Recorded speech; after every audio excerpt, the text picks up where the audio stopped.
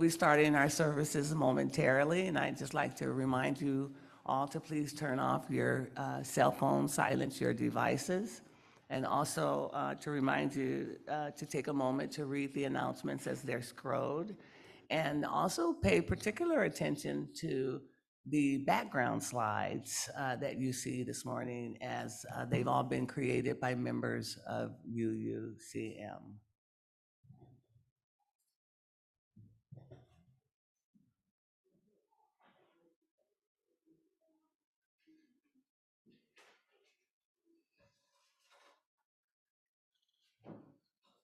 There's one announcement that I'll make as well, and that is that the UU 101 will meet at 12 noon after services today. That is one slide that you won't see up.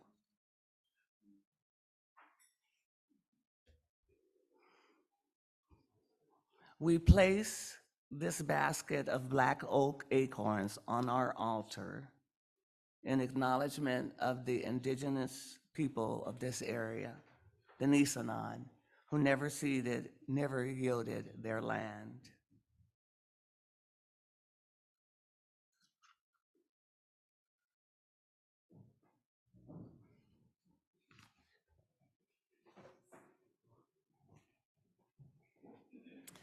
I was delighted when Toby suggested that we start our service today with a song, When the Spirit Says Do.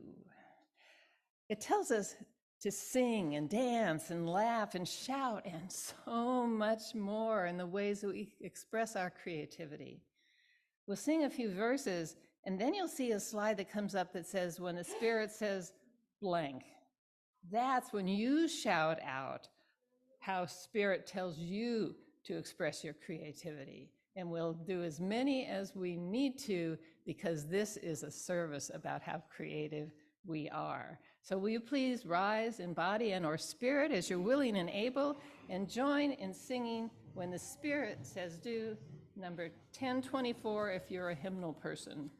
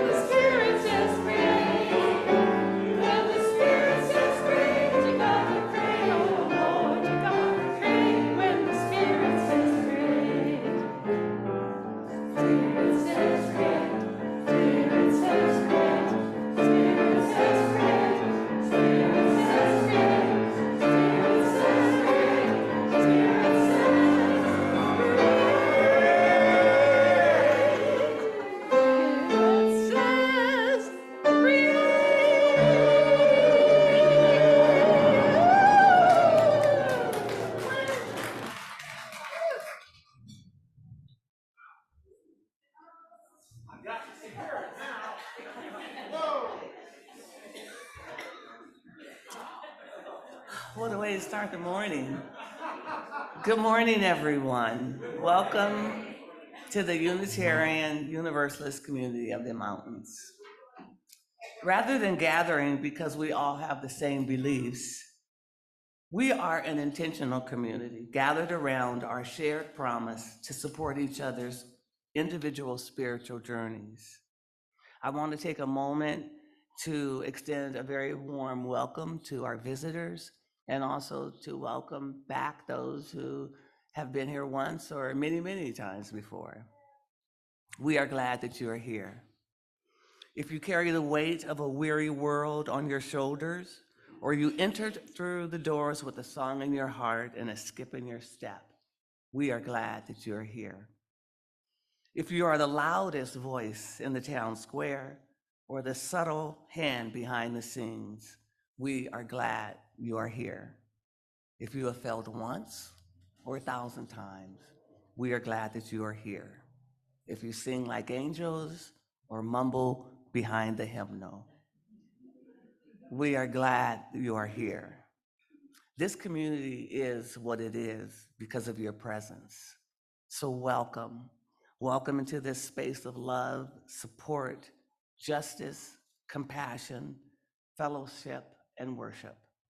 My name is Tracy Pepper. I am your worship assistant or worship associate today, along with Gail Johnson Vaughn. And it's very obvious that we can see that the Spirit is well and alive here. Welcome.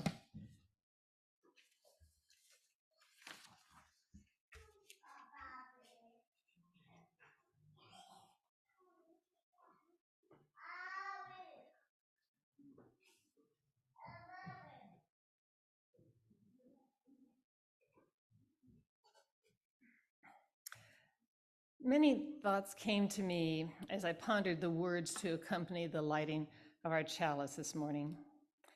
Where would I find the right words to begin this morning of creativity? Oh, I thought maybe I could read one of my poems. Well, for over an hour, I read through this relatively large volume that I have created, traveling the inner and outer journeys as the intervening years evaporated, returning me to the places, the people, the pain, the love, the joy, the dream-fed wisdom. And so I decided to light the start of our journey today with a poem from a journey I took in 1992. The poem, Woman Child in Turkey, was written in Onye, Turkey, on the Black Sea. She might be 4 years old, tiny, frail body, but movements and confidence suggest years more. Hair long, dark, tied back with a piece of twine. Eyes shiny black. She sits against a nearby tree, a Lilliputian being, content with the music of the water. Her presence, a gentle hum in a minor key. She turns and smiles at me, a smile that needs no language. I return it, but long to speak the innocent talk I share only with open-hearted young. She wears bright apple green shoes of molded plastic. Pink flowers, yellow-green leaves flecked with white crowd her long black skirt, kept carefully pulled over her ankles. Underneath, faded pantaloons compete. She plays with pine needles, manicures her tiny fingers, tastes its salty gum. Her mother cleans our room, grateful for the few lira we leave. In other days, her destiny was clear, to grow beautiful with covered hair and pious dress, to tame her wildness with obedience, to measure her days in prayer. Tomorrow is not so sure. Troubling choices crowd the future. Her generation must till the hard ground broken by her older sisters. Fewer will be content to be denied the mosque on holy days. Fewer will wait alone at night for husbands to return. Instead, step out and claim the night for themselves. Fewer will wear the heavy, long coat on sultry summer days. This land has been visited by many conquerors. Will any have the might of women whose time has come?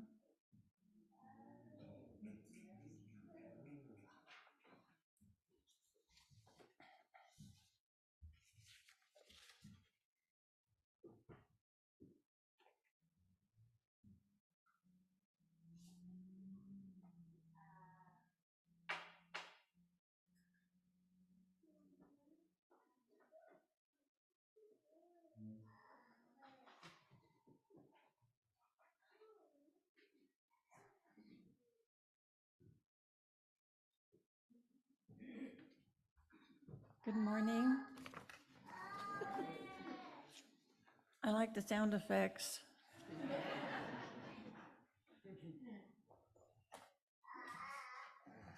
Okay. So to begin today, I'm going to be telling you a story. And I want to thank Gail for what this is all about. I went to Gail before leaving her guest house where she housed me for, I guess, about 6 weeks. And I said I had no idea how to thank the congregation, how to thank all the UUers around the country for what they had done for me, for what they did for me. And she said, well, your way of speaking is with art. So why don't you do something that has to do with art? And that was a great relief to me because words for me would never account to much when it comes to thanking people adequately. So this story is called Sydney's Friends to the Rescue. And I will note at the very beginning that the name Sydney, which is for both sexes, from the Greek, it means wine and pleasure. In French, it means bright flame or wide meadow. In Old English, it means wildly happy. So Sydney knew she was in trouble. Snow had buried her burrow. She looked in every direction and saw nothing but snow, snow, and more snow. Sydney dug herself out of a drift and went in search of her home. Walking in deep snow was not easy. She reached the forest and was relieved to look up and see her friend Parsnip. Next to him was Parsley, his soulmate. Yoo-hoo, the owls hooted. Come and share our owl hole until the snow melts. Maybe then you'll find your burrow. Sydney was grateful for the owl's hospitality.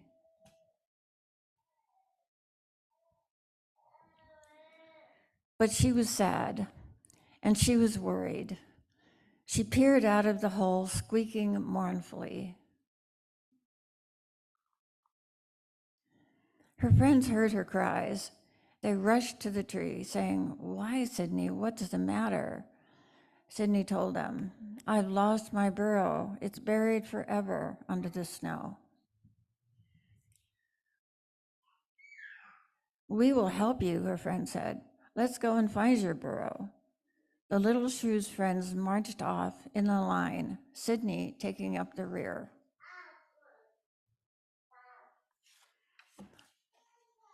Sydney and her friends traveled a long, long way and finally found a burrow.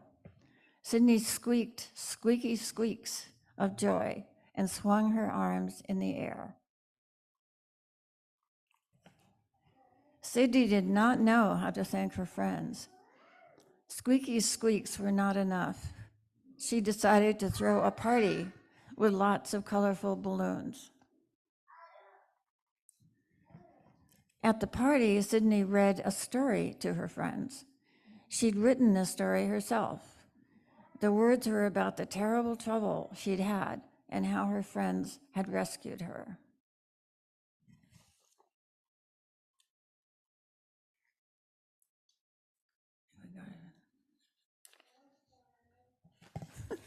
Whoops. Okay, let's see, where am I? Okay, I'm sorry. At the party, Sydney read a story to her friends. She'd written the story herself. Words were about the terrible trouble. I read that. Sydney's rescue. I'm sorry, here we go. At the party Sydney gave, the party Sydney gave was remembered forever. The story was told to generations of meadow creatures, especially shrews, down through the ages. And I don't know if you can read that. It's a certified thing that says thank you to everybody who helped, and they will never be forgotten. Okay, so then the last page, closing page, whoops. I'm going the wrong way. Okay, the happy end, and the start of Sydney's new life. Thank you.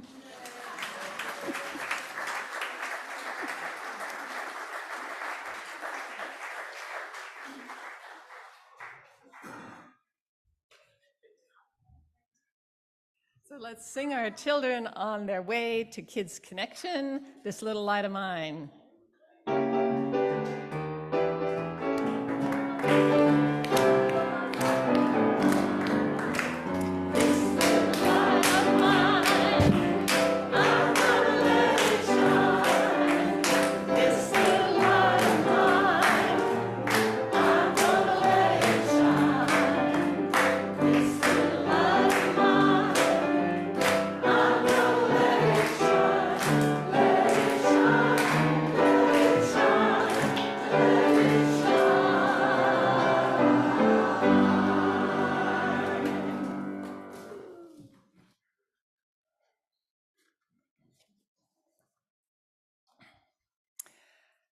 So is there a connection between our joys and sorrows and creativity?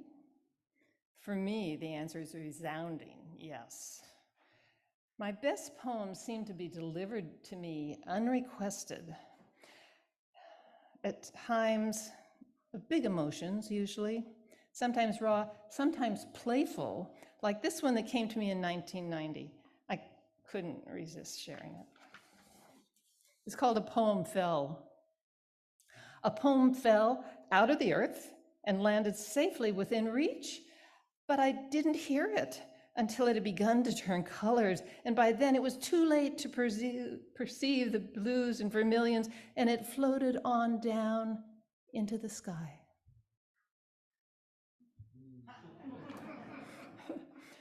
Norman van Nailer urges us not to leave our cares at the door. Do not leave there your pain, your sorrow, your hopes, your joys. Bring them with you into the altar of life, in this place, acceptance and forgiveness. Place them here on the altar of life to offer them to the possibility of your worship. Come then and offer yourself to the potential transformation by the creative process that flows through you and through all life. In this spirit, I invite those of you who wish to come forward, choose a stone or stones, imbue them with the joy or sorrow you carry with you today, and drop them into the crystal ball where they can merge with others to create the symphony of caring that is this community. If you are with us today on Zoom, you may type into the chat a joy or sorrow or care or concern that you carry in your heart this morning. And George Dunstan from our lay pastoral care team will be here to witness your joy and sorrow.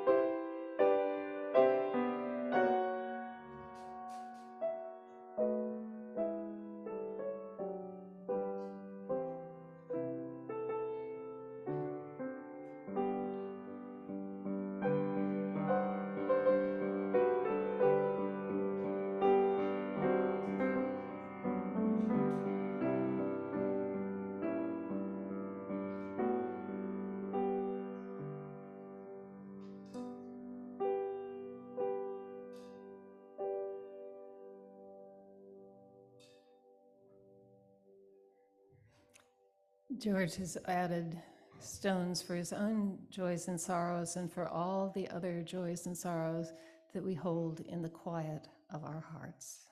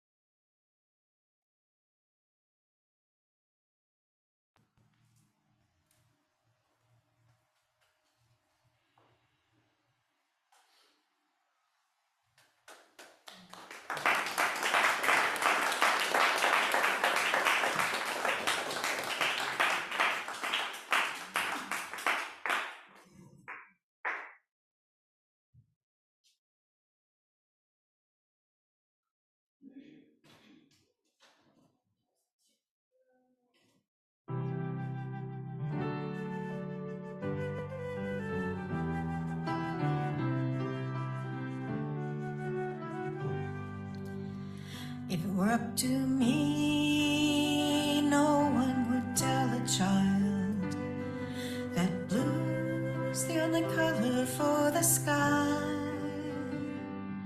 I'd give out pots of fingers, a dozen hues or more. From their very own messy smearing, they'd find colors never seen before. True heart never comes from color inside the line. It comes from breaking through boundaries we never knew were there. From banging on piano keys and scribbling on the page, from the joyful jangled chaos of play. If it were up to me, no one would tell a child that the song that they're singing's out of tune. I'd give out drums and strings and flutes and throw away the score. From their very own messy mingling, they'd find harmonies never heard before. True heart never comes from color inside the lines. It comes from breaking through boundaries we never knew were there. From banging on piano keys and scribbling on the page, from the joyful jangled chaos of play. If it were up to me, no one would tell a child to live their life to please someone else. I'd give a library of books, a forest to explore. From their very own fumbling wandering, they'd find dreams never dreamed before. Let's grow a world where people see beyond the lines. Imagine new and better ways to be. Let's grow a world where we can break out of the chains of the impossible, go beyond division and mistrust to where we all are truly free. Because that better world will never come from coloring inside the lines. It comes from breaking through boundaries we never knew were there. From banging on piano keys and scribbling on the page, from the joyful jangled chaos of play, from the joyful jangled chaos of play.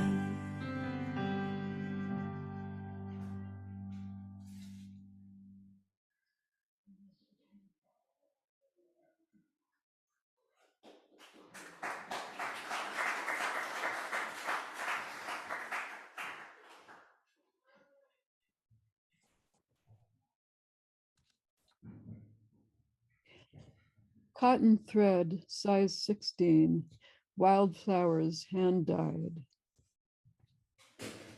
I want to stitch and stitch, one stitch after another.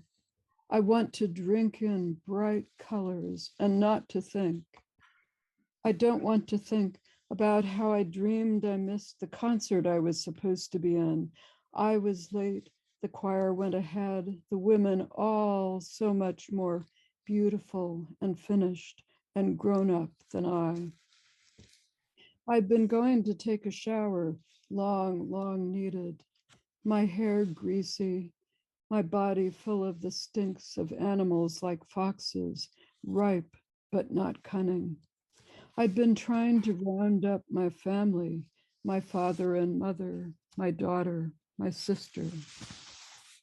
I don't want to think about my brother dying, his cells like unwashed hair and skin, stinking like foxes, past ripe and beyond cunning, into ruin full of crumbs and unconnected bits, where the threads and the fabric should hold together, in muddy, lost colors, pale and confused. I looked to the colors of my stitching, bright, clear wine, orange like sunlight, fresh, sweet blue rippling like water, a stripe of young green diving through. Layer on layer, stitch on stitch, they build solidity I long for, shaping wisdom, orderly, building home and safety. I don't want to think about my sister's car and its improvised harness, too complicated and too flimsy to hold. It takes too long to do up. I'm late again, still fumbling with the zigzagging strings on the floor between the seats, while the car's already rolling. With needle and thread, large squares of fabric and scraps to sew onto them. I have all the time I need. Catch 2 threads of underlayer and the folded lip of the top layer shaped and held with deft fingers, sewn down clean and tight. Sew it with mockingbird song and the moonlit heart of the night. Sew it with the wet song of tears and green rain. Stitch some more, coral into spring green, the 2 colors of breathing, hemoglobin and chlorophyll. Stitch it back together to where the holes become doors and we can't fall out, fall down, fall through.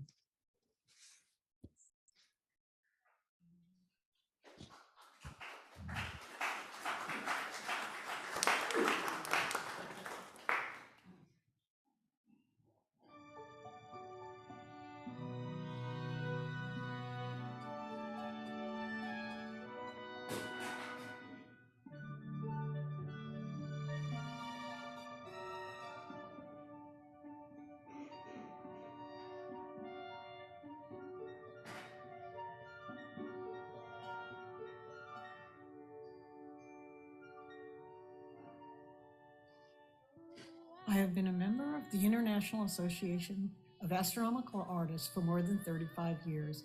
I thought it might be interesting for people to know how I first found the IAAA in the 1980s. It was before the internet, and anything online was very rudimentary at the time.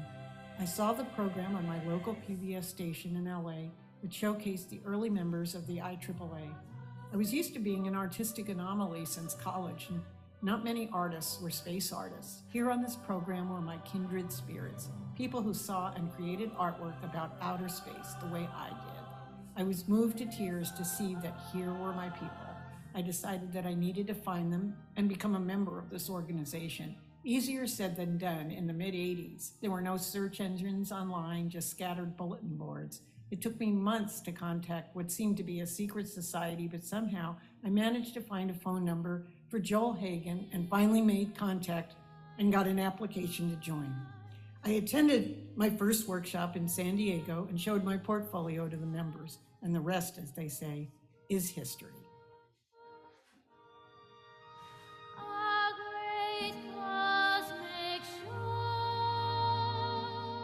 When the challenge was put out for IAAA artists to come up with space art inspired by the Moon Symphony for our 40th anniversary year in 2022, I suddenly had an idea that I was inspired to create a series of art quilts for each of the 7 movements of the symphony for each of the 7 moons. I decided to do both a full face of each moon and above the surface view, and those will be clipped together with rings. When finished with the project, there would be 14 art quilts.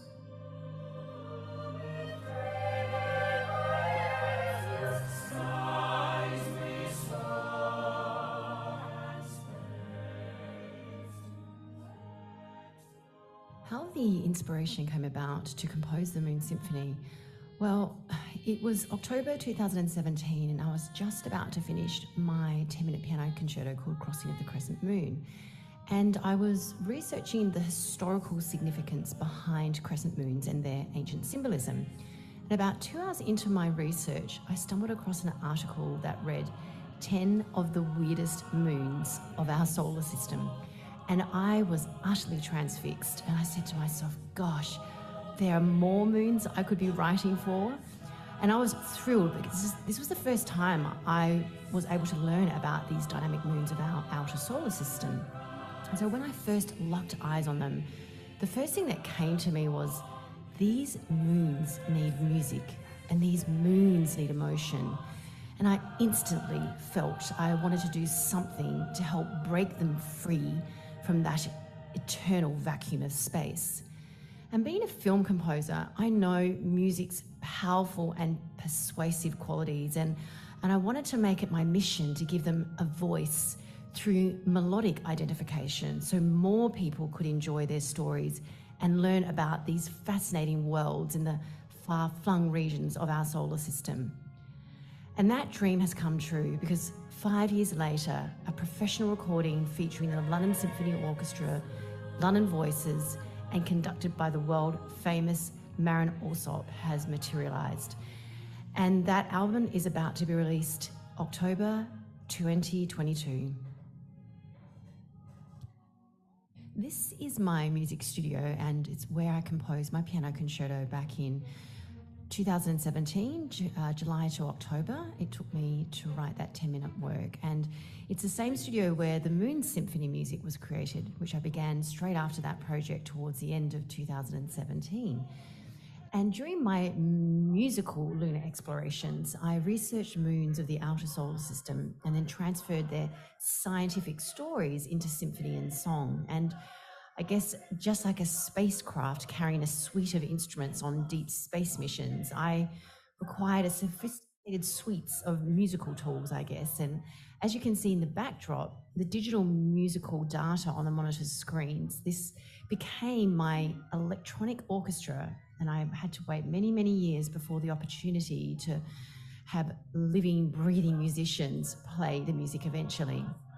So this synthesized score was extremely helpful for beta testing the music and the concepts on audiences at private gatherings in London from around 2018 to 2020. And the timescale of the Moon Symphony voyage, from the birth of the idea to the execution of a professional recording, to then signing a record deal with Signum Classics, was almost a 5-year journey.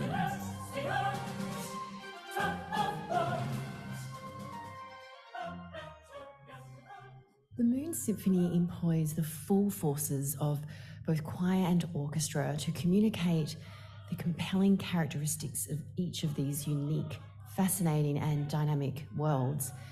And it's a celebration of art, astronomy, astronauts and science all coming together to fuel our imaginations and to share its message of awe, hope and wonder across the planet. And the collaborative net has been cast to include the brilliant minds of NASA planetary scientists and draws upon the most recent scientific data to transport us to these exotic worlds where science drove the entire creative process.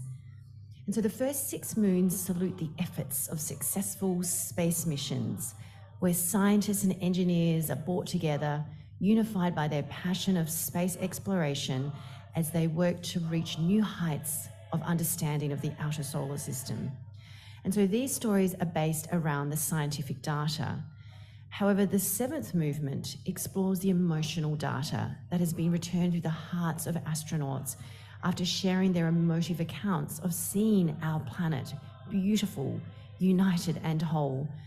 This movement drives this powerful point home and offers a perspective shift as we gaze at our magnificent, breathtaking planet from the surface of our Earth moon.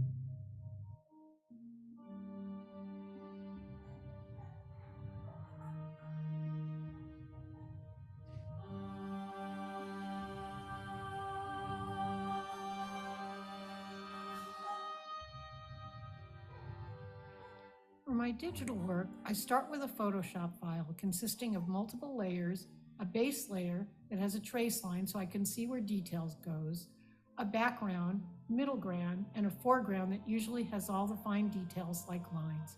I work 3-dimensionally up and down through the layers to create my digital painting and keep the inspiration photo next to my work on the screen to see details and sample colors. I use a Wacom tablet with a stylus to do all my digital brushwork, from fine lines to soft airbrush. When I'm satisfied with my painting, I print out a sample on paper to check it. And if okay, I take the file on a USB drive to the Service Bureau and have them output the file at full size on their large format digital printer on percale fabric.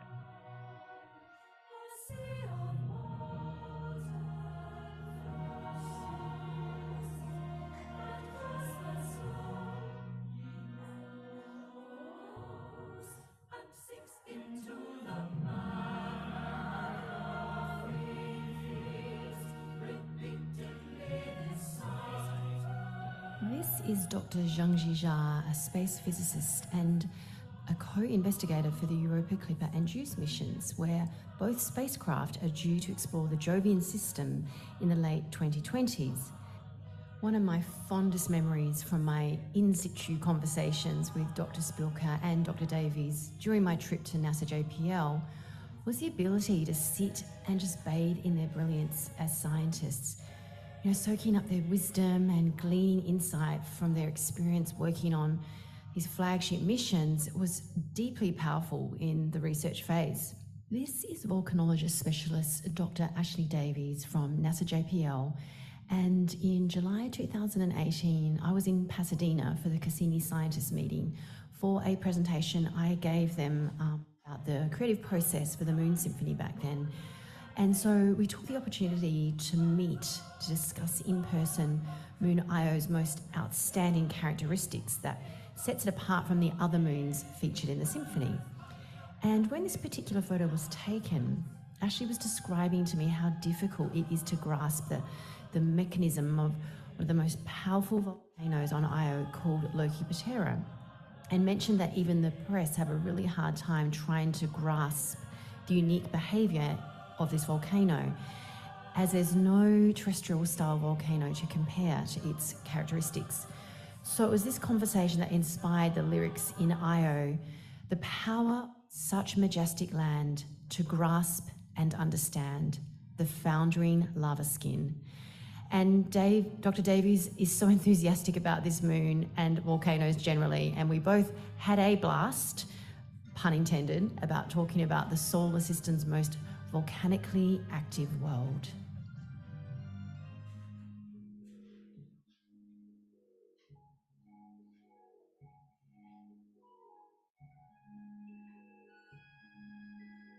When I get the finished fabric print, I separate the fabric from the paper backing and sandwich it together with a thin layer of batting and a back fabric, usually batik.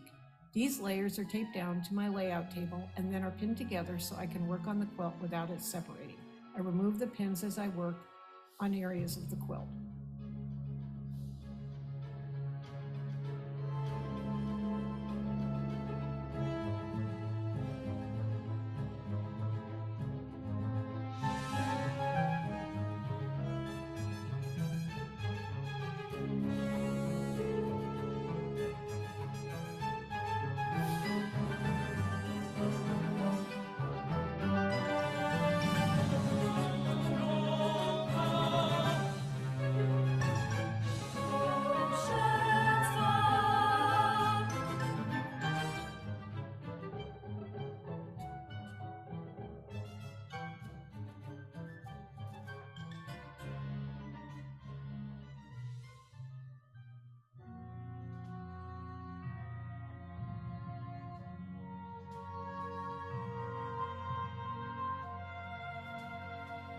I usually start working on my art quilt from the middle out. I select a compatible color of thread for the area I'm working on and proceed to free motion quilt over the surface area of the fabric. Free motion quilting is done by using a quilting attachment on the sewing machine, having the feed dogs in the down position. When doing regular machine stitching, these are up and mechanically move the fabric through the needle, and creating stitch length by moving the fabric manually through the machine needle with my hands and controlling the speed with the foot pedal.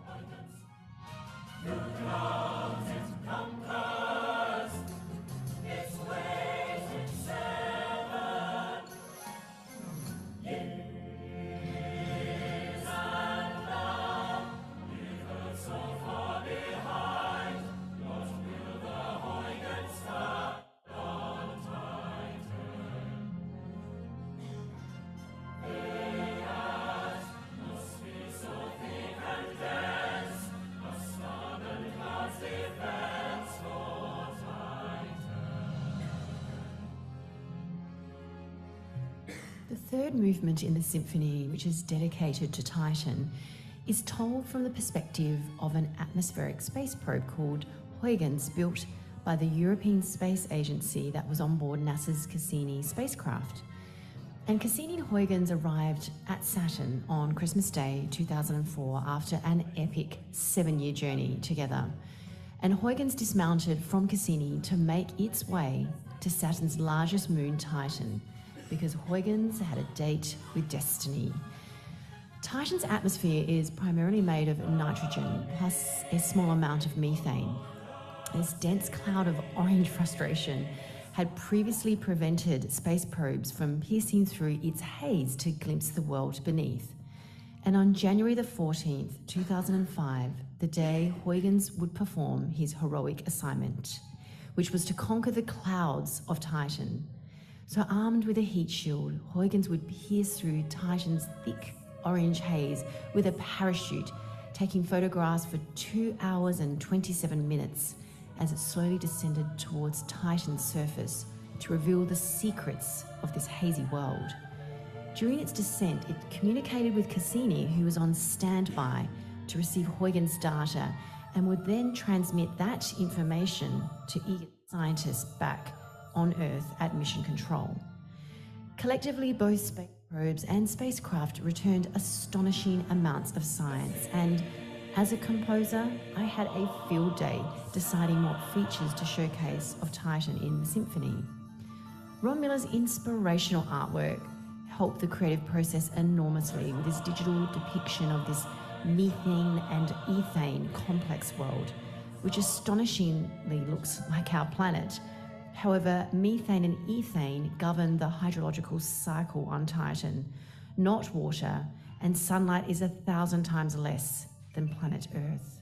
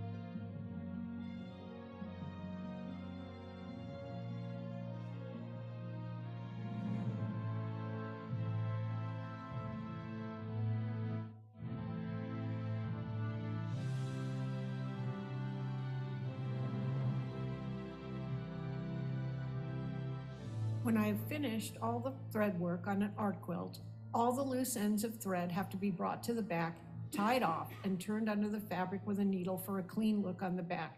It is important to have the back as neat as the front, and I often deal with the loose threads in stages. The quilt is then trimmed and blocked by pinning down and squaring the fabric on a board, and then applying a generous amount of spray starch to the whole surface. This is left to dry for a day, and then it is trimmed to the final sides, leaving about 1/4 of an inch for the border.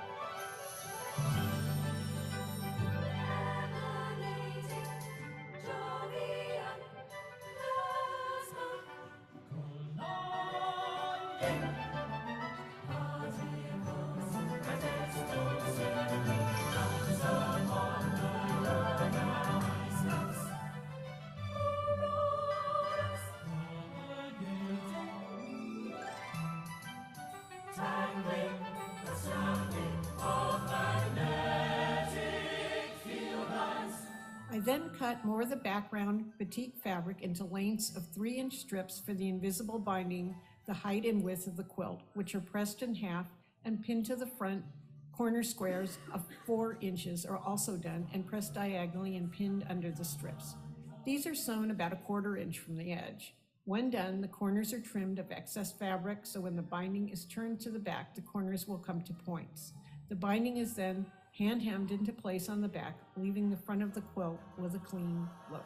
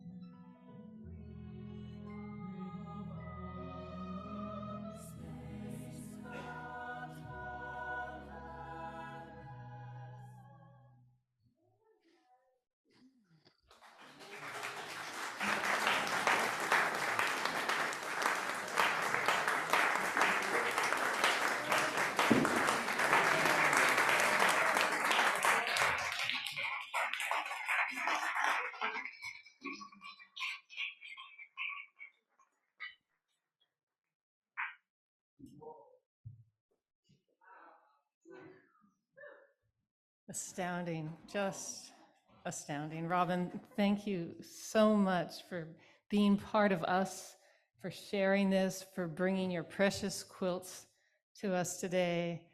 You can all come and look at them, but not touch them after the service.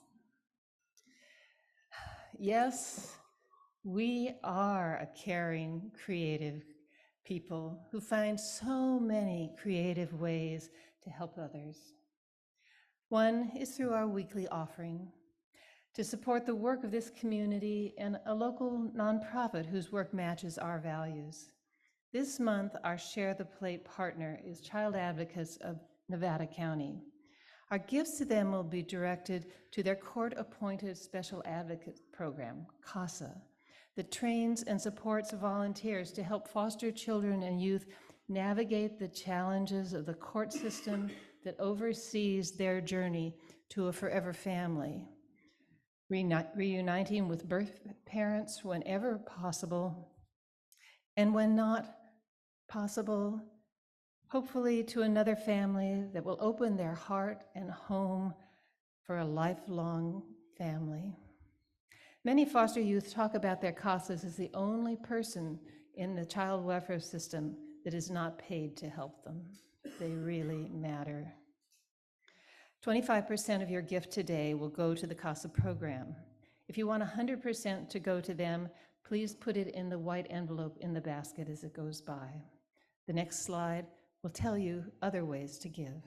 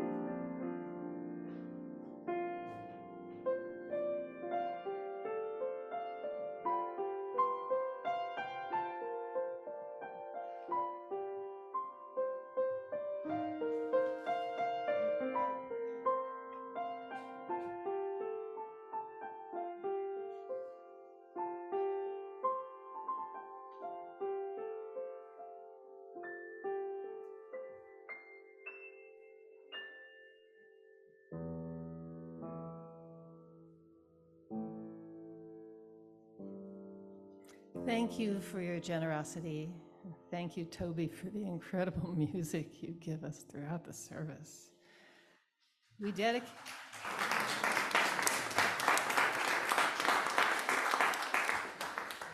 dedicate these gifts to meeting the needs of the children.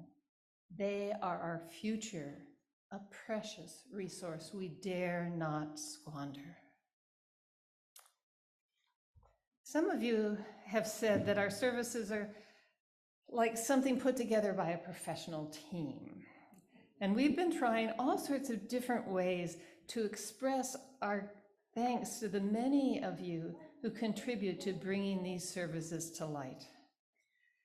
So we decided today to do it like the professionals do, with rolling credits. Please appreciate the artistry of Siobhan as you read through.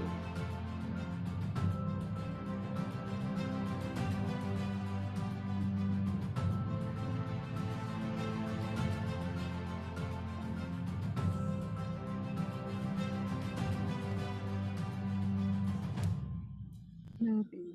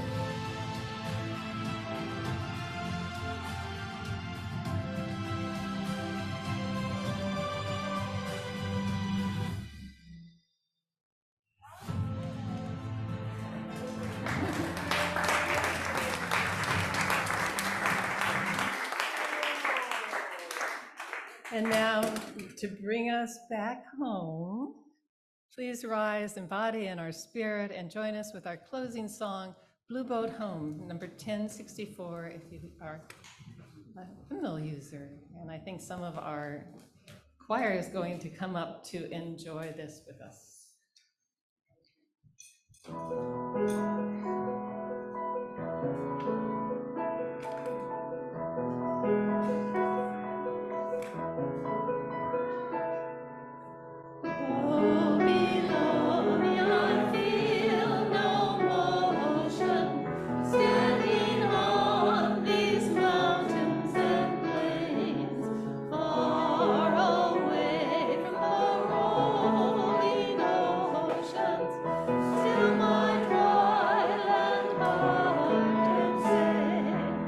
I've been sailing home.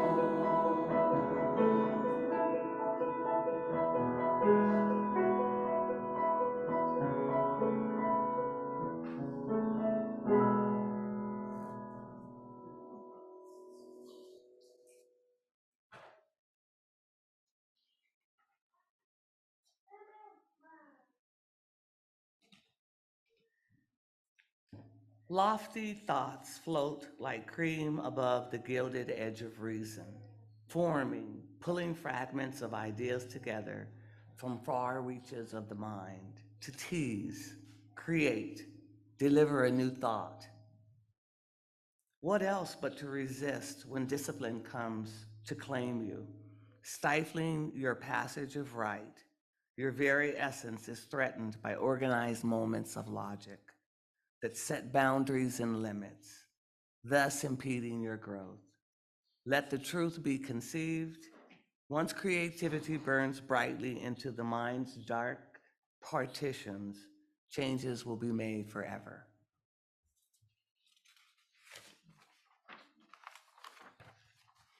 As we move forward, may we carry the frame of peace and love until we meet again.